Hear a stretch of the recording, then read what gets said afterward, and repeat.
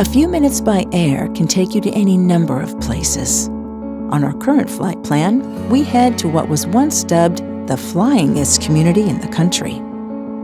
The story of the Mulino Airport starts as most stories do, with an individual set on accomplishing great things. And with that, a lumberman by the name of Ralph Kapler set out to construct the airstrip, recognizing the profitable venture flying provided in terms of both business and pleasure. And by 1953, Kapler inspired a great portion of the 600-person community of Mulino to take up flying. Even now, the Mulino Airport remains as potent as ever in instilling the flying bug in nearly everyone that comes in contact with the enthusiastic community and gatherings on site today. Once you've tasted flight, you long to be back up in the sky again, and you forever walk the earth looking up to the sky. Once you're bitten by the flying bug, there's no going back. It's just something about it. It's a totally different life up there, literally. And what a way to kind of break up the week if you get 20 minutes to go fly and you're flying over trees. It's surreal sometimes. You have to kind of pinch yourself when you're flying. Even 6 years later, we still have this, wow, we were just up there, Mm-hmm. A lot of people have this perspective that only rich people are flying, and it's really not the case at all. It's not a rich person's sport. Anybody can fly, There's plenty of people that don't own airplanes that are in flying clubs, and it's just like any other hobby. It's going to cost a certain amount, but if it's a passion and a desire, it's remarkable, The plane kind of found us. We weren't quite ready for an airplane yet, but we wanted something that had 2 sets of controls, something that could camp under the wing, something that had a really good engine, which is something it's like buying a car. You gotta make sure you're not gonna have an engine that's gonna go on you. The price of the plane can be the cost of the repair on the engine. Yeah, we identify our plane by the tail number in the air, but we did give our plane a name, because it's almost part of our family. His name is Clyde, after Clyde Cessna, the founder of Cessna. Just about every pilot that's learned to fly to be a commercial pilot started with something like this, So these are what they call basic trainers to help commercial pilots get their ticket to go on for a career in flying airplanes. My favorite part about flying is you get to see the world from a different perspective. I like seeing how we could be up there with birds and see the world from a different angle and see the houses. If you hook up with somebody who's into aviation, we love showing people taking somebody up for that first flight, just to kind of get you hooked. There's not a pilot around here that wouldn't take you up for free for that first half-hour flight just to get you into it and then kind of get you in that right direction. Once you get your pilot license, there's flying clubs. There's one on the airfield where people buy into. So you can be part owner in several airplanes, which is cheaper than a car payment.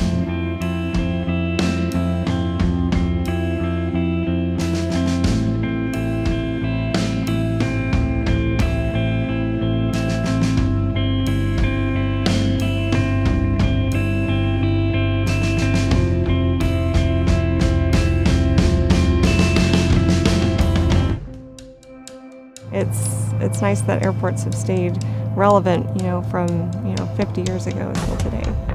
When Mulino started, it was a grass strip. A lot of these airports started out for people doing crop dusting, and there's not a lot of crop dusting anymore, but it's neat how airports have stayed relevant. They've evolved into being an airstrip where people learn to fly, and a lot of airports do events. The Mulino has the Pancake Breakfast, and they've been doing that every year for longer than we've been here.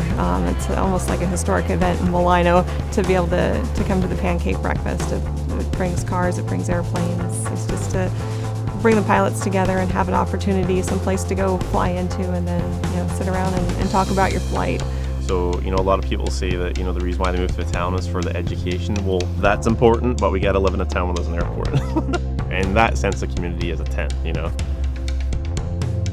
With the Pacific Northwest Skydiving Center attracting enthusiasts from across the country, fun jumpers and thrill seekers alike fall from the sky regularly. And if you think jumping out of a plane is a little too risky, co-owner Natalie Rogers may be able to put things into perspective. The most dangerous thing you're going to do on the day you skydive is drive here. So you get in a car and you take those risks every day because it's a necessary risk. It's far more risky than getting out of an airplane. All risks aside, it's always nice to be able to shock yourself back to life when need arises. And for Natalie, that first skydiving experience marked a turning point for her. And chances are, it can do the same for you. I was going through a really turbulent time in my life, and I thought something fun would be good. A girlfriend called me up and said, "Jump out of an airplane with me." And I said, "Okay." And the first time I landed, I knew immediately I had to do this a million more times before I die. And I've been doing it now for 6 years. Natalie, along with co-owner Dave Thorpe, have based their operations out at Mulino and cater to new jumpers and seasoned veterans alike, even offering classes and certifications for those keen on making skydiving a regular activity. We do tandem skydives, first-time skydives. We also have a skydiving school where we teach people to become skydivers. And we primarily want to cater to the repeat skydiver, the fun jumpers, what we call fun jumpers. They're licensed skydivers who do this as a regular hobby. The first-time skydiver, they take about a 15-minute training before they go up to skydive. And the nice thing about a tandem is that it doesn't require a lot. There's not a lot of responsibility on the student. Most of the responsibility is borne by the tandem master they're attached to. So all the student really needs to know is how to position their body on exit from the aircraft and on landing, and that's what makes it a perfect introduction to skydiving. Skydiving is a community in and of itself.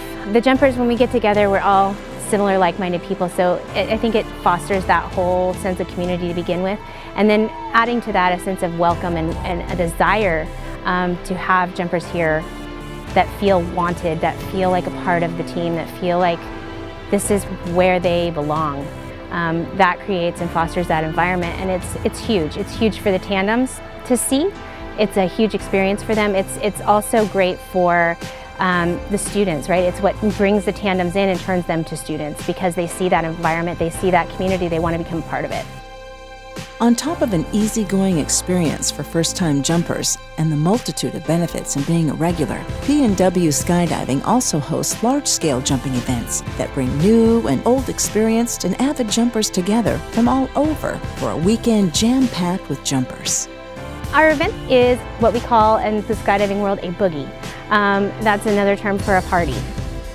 And they've been going on since skydiving, long before I ever started, long before we were here. When you get a bunch of skydivers together for a jumping event, it's called a boogie. What do? We have fun.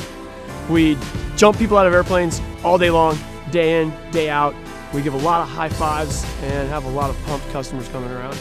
We probably did 20 tandems today. We have a lot of fun jumpers here. The plane that we have down today is a Cessna Grand Caravan with a Black Hawk conversion, and we have an R-44 helicopter. You know, what's not to like? The jumpers that are coming in will range from brand new jumpers that have maybe 50 all the way up to thousands and thousands and thousands of jumps. So there's going to be a whole range of people, and not all of them are always here. So boogies bring in people from all over the place, which is the fun part of it. What don't we like about skydiving? Exactly. Our family time. Family love. It's super fun. Doesn't matter if we're doing a two-way or last weekend we did a 164-way. Boom! World record holder. World record. So it doesn't matter what you're doing, it's just fun. Okay. All good. It's skydiving. It never gets old. We go up to 11 to 13,000 feet. We jump out of airplanes. It's pretty hard to get tired of that.